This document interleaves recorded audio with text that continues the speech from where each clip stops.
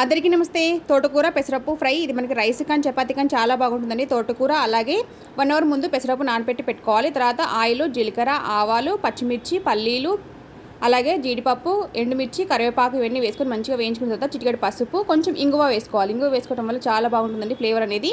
తర్వాత మనం ముందుగా నానబెట్టుకున్న పెసరప్పు కూడా వేసుకొని మంచిగా ఉడకబెట్టుకోవాలి. ఇలా మగ్గించుకుంటే సరిపోతుందని ఎటువంటి వాటర్ వేయాల్సిన అవసరం లేదు. పెసరప్పు ఈజీగా మగ్గిపోతుంది. తర్వాత తోటకూరను కూడా ఇలాగా సన్న కట్ చేసిన తోటకూర ఉంటుంది కదా, దీన్ని కూడా పెట్టేసుకొని ఒక 5 మినిట్స్ మూత పెట్టేసుకుంటే మనకి తోటకూర అనేది దగ్గర పడుతుంది. తర్వాత ఒకసారి కలిపేసుకోండి. ఇలాగా అంతా సిమ్లోనే చేసుకోండి. మీడియం నుంచి హై పెట్టినా కానీ మాడిపోయే ఛాన్స్ ఉంటుంది కాబట్టి సిమ్లో పెట్టుకుంటే టేస్ట్ అనేది చాలా బాగుంటుంది ఫ్రై. సరిపడంత సాల్టు, అలాగే కారము, గరం మసాలా, ధనియాల పొడి. కారం కొంచెమే వేసానండి, కారం ఎక్కువ తింటే ఇంకొంచెం యాడ్ చేసుకోవచ్చు. అలాగంతా కలిపేసుకొని ఒక 5 మినిట్స్ మళ్ళీ మూత పెట్టేసుకుంటే మనకి పెసరప్పు తోటకూర ఫ్రై రెడీ అయిపోయిందండి. చాలా టేస్టీగా ఉంటుంది. Thank you for watching. Please support my channel. By by.